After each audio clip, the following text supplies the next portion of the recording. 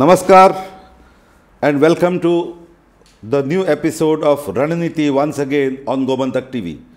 Today we have with us a political heavyweight from Maharashtra, the former Chief Minister and currently the Public Work Minister in the Maharashtra Cabinet, Ashok Chavan. Please welcome Ashok Chavan. Namaskar. Ashok ji, you have been going around for the propaganda of Congress party in Goa. What is the picture that you get from the public? Well, I have come here for the last, this is my second day in Goa. And if you ask me very frankly, I would say the Congress definitely has an edge over BJP and the other smaller parties. And we are going to form the government is my gut feeling, because the tremendous response which our leader Priyanka Ji Gandhi Vadra, she got, Rahul Ji had, the Congress entire leadership which is working here for the Congress to win in this Goa.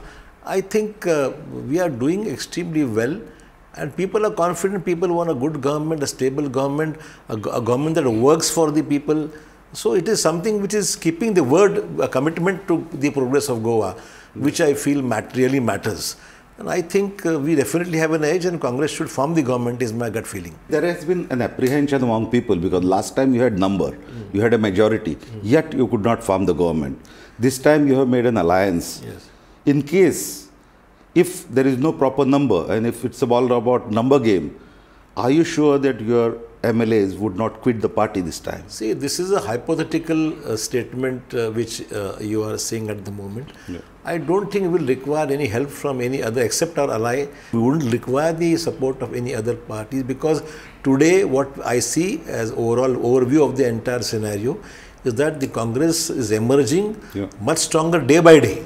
Every day there is an improvement, every day the surveys which are coming, every day the feedback which we are getting. I think, and moreover, as you said, last time the situation was different. Ever since the BJP has come to power in this country, the politics of breaking, the politics of handling parties in such a way that people break away from them by luring them with all sorts of mechanisms which the BJP has adopted is rather shameful in a democratic country like India. And this is what we've experienced in Goa, which is what experienced in Karnataka, a lot of other states, where attempt has been made to destabilize a democratically elected government by the central government in Delhi, which is using all sort of tactics to win away the MLAs who have been duly elected. This was a new experience for us last time, but you will agree that we have not taken a single person who has defected from the Congress party and joined elsewhere. We have a sound team this time, and definitely there is a legal undertaking which has been taken from them. They have sworn in saying that we will abide by the parties, the mandate of the people of Goa. And lastly, the most important thing is the people are angry. People of Goa are saying we have given them mandate in favor of Congress, and people leaving a party and being lured by the BJP in such a way, this is against the mandate given by the people of Goa. And that's why there is a lot of anger amongst the people of saying that our mandate should be respected. And that's what people in Goa want, that whatever mandate they give, it should be respected. Yeah. In Maharashtra, you have experimented with three parties, alliance of three parties. And currently, the government seems to be very stable there. Why Congress never took any initiative of having a similar experiment in Goa? You see, situations differ from state to state. What is true in case of Maharashtra may not be true in case of Goa. Goa, the Congress has a stronger base. Maharashtra, of course, has a stronger base. But Goa, being a small state, we are much stronger in Goa, except for these instances which have happened, unfortunate instances which happened last time. But people of Goa love Congress. And that's why we thought that what is the point when we have a clear mandate which is emerging? Where is the necessity of going in for alliances? And that's why I feel that we didn't go in for any alliance except for the this Goa Forward party which we went along. Yeah. But generally, I think that overview was that we should go along. We need not go in for a lot of seat sharing with other smaller parties. We can emerge stronger in Goa. That's what the general feeling was. Yeah. Last time there was a meeting of Home Minister, Mr. Amit Shah here in Goa. And in that, during his speech in the meeting, he criticized that for Gandhi family, Goa is merely a holiday destination. They don't have anything to do with Goa otherwise. How do you react to this? See, I think this is an insult to the people of Goa who have voted the Congress continuously to power before this BJP came into existence. The association of the people of Goa and the Congress is a long-standing association, right from Pandit Jawaharlal Nehru till Indira Ji Gandhi, Rajiv Gandhi. Goa has been the pride of India, a tourist destination of India, and the most important state for the Congress also. It's a very important state for the Congress. So this type of allegations are a mere, you can call it a political stunt, as you can say, that they cannot level any other charges, then say that Goa is only a holiday destination. Goa should be a stronger holiday destination, tourist destination, which they have spoiled. In fact, not only the Gandhis, it is for the entire country, not only country, internationally, Goa is known to be a holiday destination, a tourist destination, and a mining area for mining. All these areas, Goa is a rich state. People from all over the world come here, and you see that the number of flights which are coming to Goa on a daily basis. So Goa has got its own importance. These people in the last 5 years have let down Goa. They have a central government, they have a state which they had a state government. In spite of that, they have ruined Goa in terms of mining, in terms of tourism, in terms of employment, in terms of the smaller hotel owners, in terms of the rickshaw people, in terms of taxi people. So generally they have let down Goa. The promises were never adhered to, and that is why for them it may be just a holiday destination. For us, we mean administration in Goa. We mean our government should be in Goa, and our government should run efficiently to keep the promises which have been kept in our manifesto. See, besides Goa, there are elections happening in the other 4 states. So how do you assess the overall situation in those states as well as in Goa? How do you compare it? I think Goa is definitely doing better. I would like to comment on other states because I have not been there. I have been assigned responsibility since Maharashtra happens to be closest to Goa. I have been told to come to Goa. But I think with the kind of effort which our leadership has taken in Uttar Pradesh, you can say, in Goa, you can say, in other states also, I think we are doing quite well. It depends upon the people, but I think Goa definitely has an edge over the opposition. We have a very strong chance of winning in Goa. Do you think you will get an absolute majority this time, or you might need an alliance with other parties, like there are new parties like TMC or MGP? In case if such a kind of situation arises, would you have an alliance with them? As I've already said, that these people of Goa, I request them, I pray to them, is that smaller parties like TMC or the your Aam Aadmi Party, they just want to make an initial beginning in Goa. They know that they cannot form the government, but somebody wants to be recognized as a national party. Some people want to have 1 or 2 MLAs just to show that they are emerging in Goa. So their total focus is on emerging as a new party coming up in Goa. Whereas my request to the people of Goa is that helping these smaller parties is going to weaken the administration in Goa. Let us not vote for these parties who are going to be spoilers in the entire thing. We have already seen what happens. Last 5 years of BJP misrule, we have experienced how things have gone from bad to worst. So, to see that Goa progresses properly, we need a stable government, and to have a stable government, we should have a strong a large number of people being elected, absolute majority, so that Congress need not depend on anybody to form the government, is what we desire. These people are here only for making a presence, but they will be spoilers ultimately. So there is no point in helping the TMC or the Aam Aadmi Party. Yeah. You mentioned, we were talking about earlier, you mentioned about mining. Mining was one of the, major backbone of the economy here. Yes. Now mining is not on. Yeah. Now government has couple of options. One is either to form a corporation or secondly is to lease. These are the 2 options the court has offered. Still the matter is sub judice. Mine owners, the leaseholders are trying to fight tooth and nail to retain their leases. If you come to the power, what would be your direct stand on this? See, whatever you have just mentioned, please tell me, was there a political will of this present BJP government to take any positive steps to restart mining in Goa? Tell me the entire economy. We have around 3 lakh people who are working on the mining sector, workers, laborers, a lot of people with the daily bread and butter they earn from mining, number one. The state revenues, which was almost in 2011-12, if I am not mistaken, around 950 crores was the revenue being generated from mining.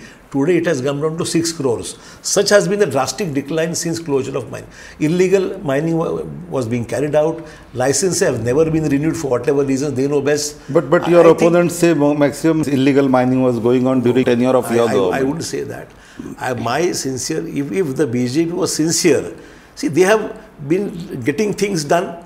They have tried to resolve the hardest issues through the courts. Whatever, I am not blaming anybody, but am I saying that if they could do in mining, why didn't they do it for mining? In mining, if Goa could have reopened, I think you could save a large number of jobs. You could generate, the state is passing through a difficult financial position. A debt of around 20,000 crores is what Goa is facing today. With this kind of situation, I feel if mining would have been restarted, there would have been livelihood for a large number of workers who are working there. Revenues of the state would have generated would have been about 1,000 crores or something more than that. And moreover, this would have been helpful for Goa for generating a lot of resources which could be used for development of Goa. You have been at the helm of one of the richest and one of the largest states, Maharashtra. You have been the Chief Minister of Maharashtra. Goa is a very small state compared to Maharashtra. Goa has its own unique problems, and the largest sector that offers job is government sector today. Yes. There are not too many industries. Now, what could be your vision? Like looking at both, like Maharashtra, when you look at Maharashtra, the problems and your gamut would be very wide. But when it comes to Goa, what could be your vision for Goa? You see, you have seen, you have experienced, there is a potential to some extent for offering government jobs. I wouldn't say that government sector is the only sector where employment could be created, but definitely a clean administration, a transparent administration, proper selection of process in the government.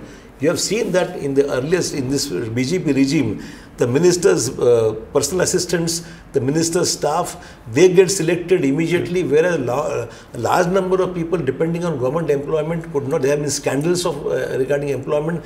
The governor of the state, the Lok Ayuktas of the state have made very clear statements about how things have been mismanaged. A lot of corruption is in the state, is what the governor and Lok Ayuktas pointed out during their own governors. Their own Lok Ayuktas appointed by the BJP regime. Yeah. So, proper and a transparent system of employment in the government sector is one area. Secondly, self-employment. Now, we have got, Goa is a tourist attraction. So much of, we are seeing the large number of hotel industry is the biggest in Goa. Yes. But they have ruined it in the last 5 years. They have done nothing for that. In the times of COVID and in the time of GST, when GST initial periods, definitely it is not still workable. But GST has been totally mishandled. The Notebandi issue, which was brought in by the central government immediately, that too has spoiled the chances of the revival of business. So all this, and COVID after that. So these 2-3 issues combined together have created a big problem for a small state like Goa. So a revival of this industry as such would bring a large number of self-employment, hotels, these taxi drivers. Their bread and butter is from tourists who are coming here. If you see the number of tourists coming, it has been declining constantly. So I think a lot of confidence has to be developed. I think the new Congress government, when it comes to power, definitely we will see that all these areas where people have lost confidence, they need a good support from the government. An area of confidence has to be developed, and may be assured, don't worry, we are with you, we support you, and we'll revive this business. That's the point. Tourism is another main sector here. Now, the way tourism has been carried out in Goa, the industry has been progressing, it's been deteriorating day by day. The standard of people coming to Goa or the type of crowd that we get has been deteriorating day by day. Secondly, we have kind of another big problem of casinos. That's what people talk about. Now, government says they cannot, every government, every party before coming to the power, they'll say, we will remove the casinos, we'll get rid of casinos. But once they come to the power, they tell everyone that without casinos, you cannot run the economy, because after mining has stopped, casinos is a major revenue earner. So how do you look at this? I think this issue has settled in Goa. Now, definitely, this was a much debated issue when this issue was debated. But I think now since casinos have already started in Goa and is giving huge revenues to the state of Goa, I think there is no point in discussing it further. But definitely, it may, whatever it may be true in the case of Goa, may not be true of other states also. So I think things rest there, and we have not said anything for or against this casino business. Again, there is another major problem in state like Goa is influx of outsiders to this place. Now, in a city like Bombay, where there are movements happening for the regional identity, similar thing is happening in Goa today. Now, in case if you have to arrest this flow of migrants, okay, and keep Goa's unique identity, what Congress proposes to do? See, in a democratic country like ours, we cannot prevent people from going from one state to other. It's not only for Goa.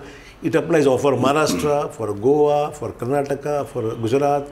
People go from one state to other wherever they find good business opportunities, where they find employment, all over the country. Things have changed drastically, and in a democratic country, it is difficult to control people going from one state to other. Democratic also, legally also, you cannot stop people going from one state to other. The solution is that create good infrastructure, create a livable atmosphere, give them job opportunities, and I think things will stabilize. No, but today, the crowd coming to Goa, most of it is coming for tourism purpose. People come for a short while, stay here and go back. Not necessarily. There are people who are settling down here. The thing is that the ratio, population ratio has been changing very drastically. Now the thing is, Goa is a very tiny state. Like, can't we have special status for us, like, or a kind of stringent rules like they have in Kerala or they have in Himachal Pradesh, so that the main issue is land here. The land has been shrinking and it's going out of the control. I do agree there are issues which come up simultaneously with people migrating from one state to other. This is not a phenomenon only for Goa or India. It's a global phenomenon. So things are, world over you see people migrating from one country to another country also. I think this requires for a larger debate. I think the representatives who get elected need to discuss this issue. But I think the need of the hour is to create a good infrastructure, create job opportunities, and see that the people who are living in Goa get the best of the atmosphere to live. It should be a livable place. That's important. Yeah. Currently, if you check the list of your candidates, except for a few, maybe like somebody like stalwart like Digambar Kamath, all other faces are relatively new. They have not dabbled much into politics, or they have not been into the corridors of power so far. So how do you look at this change? Do you think the old stalwarts, exit of old stalwarts would hurt the Congress in any way? I think the BJP has been accusing us that we do not allow fresh blood to come into the electoral process. I think the Congress has given a reply to this. The Congress has given new faces, better faces. We have not neglected the old also. The old and the new combination together is definitely a good choice. Whatever the Congress High Command has decided we have a good choice. And it is, you see, this process is a natural process. People come and people go. I mean, by the aging factor I'm talking, not living parties, but I'm talking about people. Ultimately, we see that generations after generations, people have been attached. Congress has a lot of people who have their families attached to the party. It is generation by generation, people have the loyalties to the party. So I think Congress has, people have grown with the Congress. People who have worked with the Congress for a long time, some people have retired, new generation has taken over. So I think this is a natural process, nothing wrong in that. You will continue our chat, but let's take a short break, and after the break, we'll join you back. But don't go anywhere, keep watching Gomantak TV.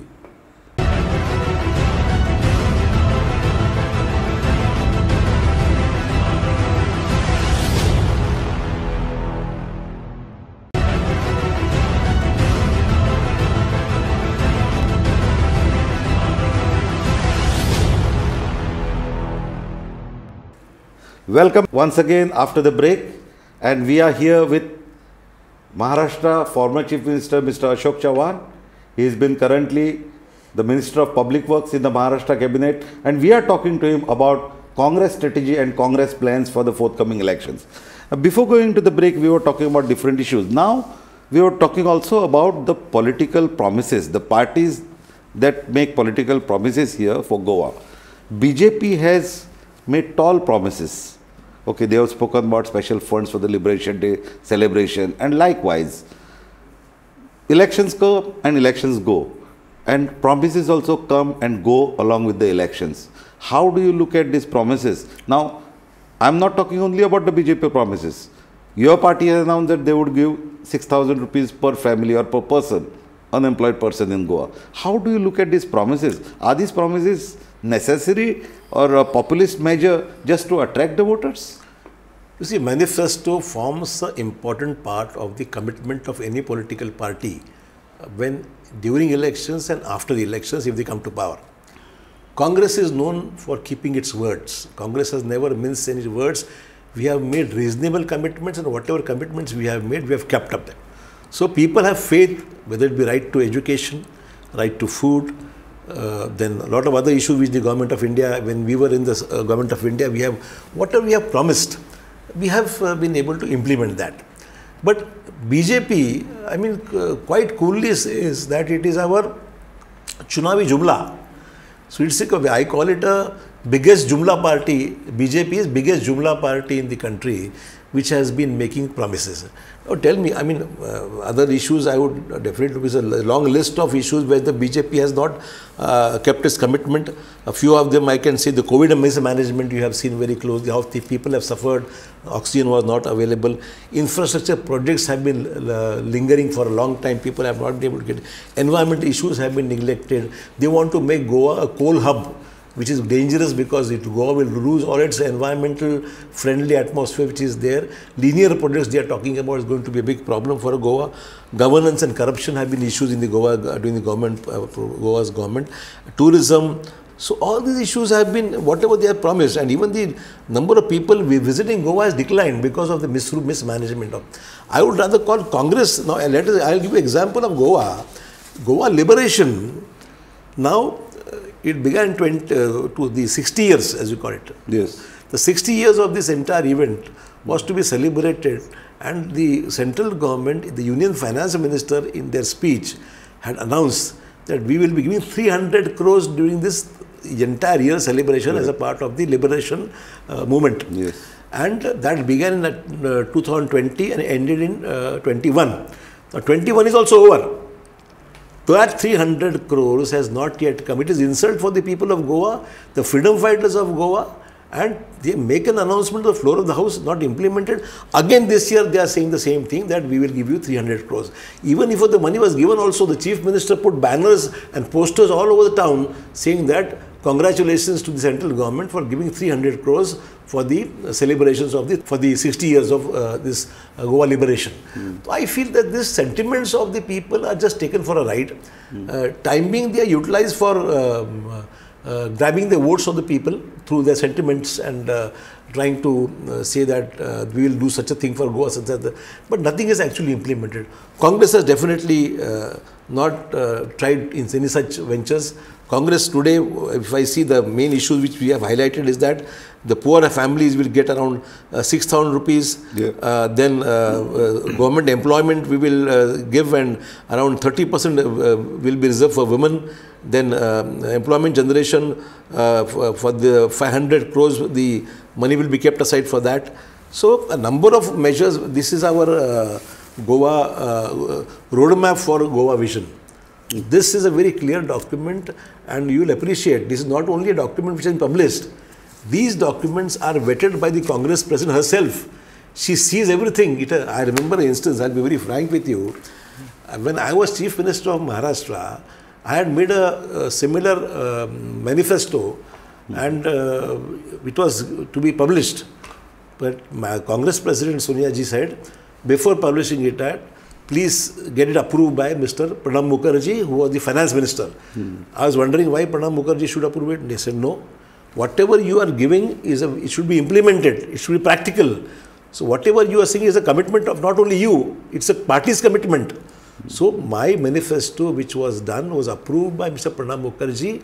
Personally, who was the finance minister. He said, okay, do it. And accordingly, we have implemented the manifesto. Yeah. So frankly speaking, this is not a document, just a mere document to is a whitewash or just to show the people that we are doing something. No, Whatever we do here, we mean that we will do it, and we will see that Goa comes up with a big bang, and Goa is able to lead the nation, being a small state. Also, Goa has such a rich heritage here that it can emerge as a very good economic power in the entire country. And this manifesto is more practical to see that it will be implemented if Congress comes back to power. Last question I want to ask you. Everybody has been talking about the growing intolerance in the country during last decade or so, and that has become a pole plank for a party like BJP come to the power. There have been dharma sansas being organized all over, and the statements directly targeting the minorities are made, but the government inaction is also quite perplexing on this. How long this will go on, and how does Congress plan to fight this? I feel it is not only the Congress party which requires to fight it back. Congress definitely leading to fight back the these forces of the BJP who have been spoiling the fabric of the country, who have been all types of instigation to create communal tensions within the various communities and castes in the country. And this is what the ultimate game plan is, to divide and rule. This is basically the approach of the BJP. Do you think it's a threat to the constitution of the country? Definitely. You can see the father of the nation also is not spared. Mahatma Gandhi ji, the people who have killed Mahatma Gandhi ji, those people are also given a very different sort of, as you say, that they have been given as national heroes. So is this the way that this nation would work? We are a democratic country. Well, you have won this time. You may or may not win next time. But will the country survive in such an atmosphere? You cannot speak, you cannot eat what you like, you cannot wear what you want. So all these restrictions in a democratic country are the ultimately, where are we leading to? The BJP is in the process of dividing the national fabric of this country, trying to create a communal atmosphere. It is trying to, you can say that, polarizing the entire communities into the state, and thereby politically trying to benefit from such an atmosphere, which is dangerous. We need to fight it back. Ours is a country which believes in national integration. We want to be together. Our agenda is Congress agenda is development agenda. Communal harmony is our agenda, and we follow the path of Mahatma Gandhi of ahimsa.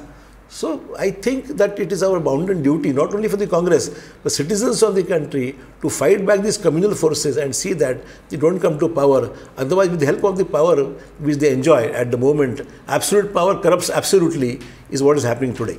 Thank you so much. Thank you for joining us. That was an interesting chat with the former Chief Minister of Maharashtra, Mr. Ashok Chavan. Don't go anywhere. Keep watching Gomantak TV.